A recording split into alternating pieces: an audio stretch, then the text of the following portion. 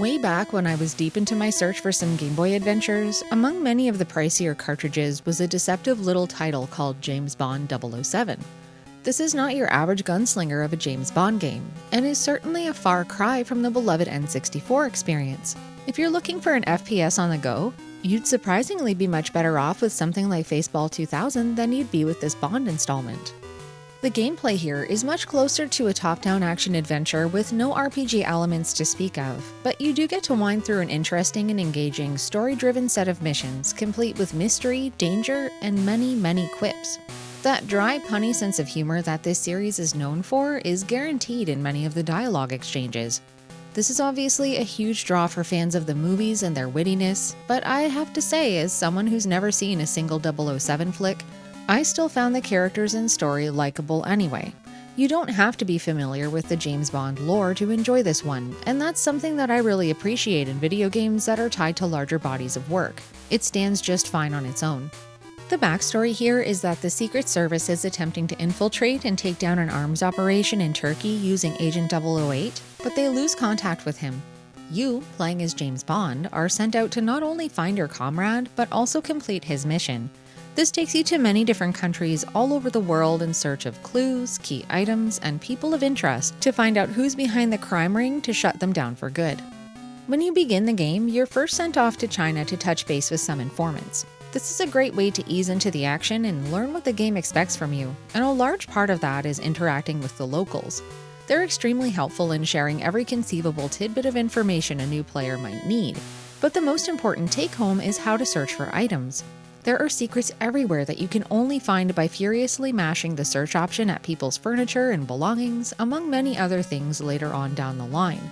Since none of the secret hiding places really stand out from the background at all, this isn't something I would have necessarily thought to try without some prompting. Other games seem to make exactly what can be interacted with a lot clearer, but I have to say that this lesson with the medkits was invaluable for someone like me who enjoys a full inventory. NPCs also perform their regular duties of hinting at where to go, as well as suggesting combat strategies and revealing enemy weaknesses. While all of that was really well done, I was way more excited about how many opportunities this game took to build up its story and its little world. You truly get a real sense of the impact that this arms operation is having in every place where they have a foothold, and dialogue with many of the residents even updates after significant events have taken place. There's no question that this game's action aspects are fun, but I really loved how much the story ties it all together in a really cohesive way. Between the elaborate mission briefs and other random folks you get to speak with, it was unexpectedly deep compared to most of what else I've played on the Game Boy.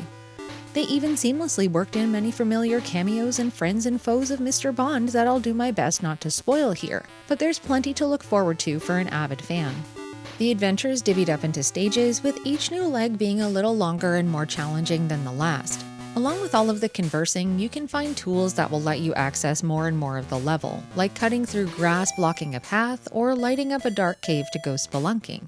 There's a brand new problem to solve everywhere you go, keeping things dynamic and fun instead of mundane. Getting these items often required a bit of running around, but what's nice is that each section of the game is completely separate from the ones that come before and after it. So every time you hop on a plane or a boat and start the next part of the mission, you're never faced with the burden of trekking back to earlier places again. I liked how streamlined this kept everything, but it never felt too prescribed. Needing to unravel all the mysteries of each area maintained the sense of intrigue rather than just feeling like I was going through repetitive motions to reach the next goal. Once in a while, the game will take a turn into a totally different kind of experience, like the casino here. Gambling is usually optional in many games, allowing you some freedom to either take a risk and possibly rake in some cash all at once, or alternatively take a safer route to poke monsters with pointy things in a forest for a few coins at a time with a traditional grind. Here though, it's required for one of the missions, and it was one of my least favorite parts of this whole endeavor. There was absolutely nothing generous about the games that you can choose to play, and in fact, I feel like many of them were rigged against me with the kind of luck I was having. I think I must have spent the better part of an hour trying to come away with more money than even my starting amount.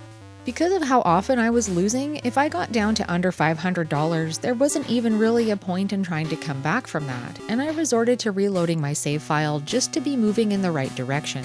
Even still, it took many tries to achieve the requirements, but this whole rigmarole stopped my progress in its tracks until I got it done. I just didn't find this very fun. This doesn't even compare at all to the monotony of some of the not-so-optional diversions in other games, but I could have done with a little more sympathy from the luck gods here. Apart from the gambling time suck, I felt the pacing was mostly consistent, with only a couple of places where the difficulty shot up significantly. There's this one absolutely horrible cave where boulders are constantly raining down from off-screen that have no predictable pattern whatsoever. They took off huge chunks of health, and I died more times than I could count trying to get through here, while also trying to make a sense of the maze-like interior of this place. My other biggest game enders were long stretches of later levels that were incredibly hard to get through with my limited resources. If more than one enemy on screen had a rocket launcher, it was very likely that death was imminent. Sometimes, simply getting through a tough segment alone wasn't good enough. Medkits and defense vests are limited, so if you take on too many hits or heal too much in one part of the stage, you might not have enough resilience to get through the rest of it. This is especially true if there's a boss to worry about at the end. And as much as this is an action game with lots of problem solving to work through, it's also an exercise in resource management, for better or worse. The weapons inventory is incredibly varied and versatile, but you start out the game with only your fists to attack. As a quick aside, I thought James Bond's little punch and block stances were hilarious. His sprite is so animated and funny to me, and even though it's not super detailed, these two moves in particular are where I think he shone the most. Anyway, as you explore around, you'll pick up other weapons and ammo, and surprisingly, they dropped quite frequently. Even though they were limited, I was never too concerned about needing to ration my shots at any point. Between these and the melee weapons like the machete, I was thrilled to actually have options when deciding on how to approach different situations. I could enter a screen, assess which advantage I had if any, and then pick a best plan of attack without worrying about running out of ammo. Well, mostly. If I was ever running low on bullets, it was entirely my fault for wasting them by missing too much. One of the funniest parts of this whole fighting experience was that the fists were just as effective as the bullets. Nearly all enemies either took 4 punches, 4 machete chops, or 4 pistol bullets to go down, with only a couple of stronger weapons being more effective. James Bond's fists must be made of steel to be dealing out that kind of damage, and this tickled me to no end. Something else that burned through my resources a lot was just how much searching I had to do. There are a lot of crossroads to check out in the caves and buildings, with some of them being full-on mazes that may require some mapping to keep things straight. On the bright side, no time spent is wasted because at most dead ends there were refills for consumables or even much-needed health boosts. Looking at the game as a whole, you might feel that playing through multiple very similar missions might start to drag the excitement down, but there's plenty of diversity here. The enemy types and their weapons scale up in difficulty as you play, keeping the tensions nice and high, and almost every new area has brand new music to take in as well. It directly nods to many of the James Bond favorites, as well as some catchy new accompaniments for all the meandering you'll have to do. There were lots of driving bass lines to get pumped up with for combat, as well as some subtler tunes. For me personally, there was not a single dull moment musically to speak of. The combat itself was chock full of surprises. When you enter a screen, most fighters don't engage with you until you fire on them first or you get spotted. There are some benefits to stealth if you can manage it, but I found it nearly impossible to sneak by unnoticed in tighter passageways. The enemy AI is either super smart or not so much. Sometimes they would chase me around until I had no choice but to eat their bullets for lunch, but others they'd let me keep cover and pick them off one at a time. Quite a bit of challenge came from Bond's handedness, which made aiming and executing attacks from certain screen entry points easier or harder depending on where enemies were located relative to where I was. I've seen this a lot while swinging a sword, but it's the first time I've encountered it with firing a weapon. In general, my tactic was to rush in with my machete before my target had a chance to fire on me, but this stopped being a viable approach later in the game when many fighters were carrying rocket launchers or other powerful munitions that absolutely wrecked you if they could get a shot in. It was a pleasant surprise just how much planning had to go into surviving every single screen. I was expecting the same caliber of risky business with the bosses, but they were easily my least favorite part of the whole game along with the casino. There's some good in them because they're cleverly designed and require some thinking to fight effectively, but they're pitifully easy once you figure out what you need to do. On one hand, after pushing through the ridiculousness that some stages force on you, it was a relief to fight an easier encounter versus a real soul crusher. On the other hand though, an easy win also cheapened the victory since it didn't feel as earned as the rest of the journey there, and that felt a little bit disappointing to me. As a word of warning, James Bond 007 is also a little weird about checkpoints. You can save practically anywhere, but you are more or less saving your inventory rather than your location in a stage. This realization came a bit too late for me, and I almost got myself into an unwinnable situation, again. I had been working through a particularly tough area trying to get to the boss at the end, and because of how much I was getting hit on the way there, I'd burned through a lot of my healing items.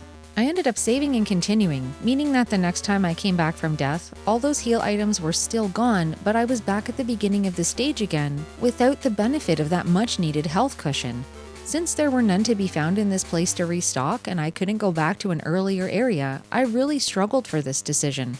I had to crawl my way to the end, and then through the entire boss fight, and even by that point, I was barely able to clutch a win with only a sliver of health left over. These single-slot save games are notoriously dangerous for this reason, and I'm sure it would be possible to get soft-locked anywhere in this game if you make a poor saving decision. Be careful. All in all, I came away from James Bond 007 for the Game Boy feeling absolutely floored in the best way possible.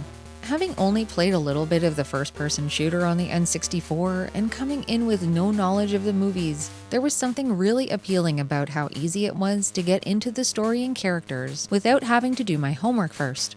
While there were some frustrating aspects, most of the adventure was beautifully paced and just right in terms of its difficulty. Most importantly though, I loved how the story was the driving force here, tying all the parts of the game together into one wacky little experience that I can't recommend enough for anyone that's into action-adventure games, and especially if you're a James Bond fan.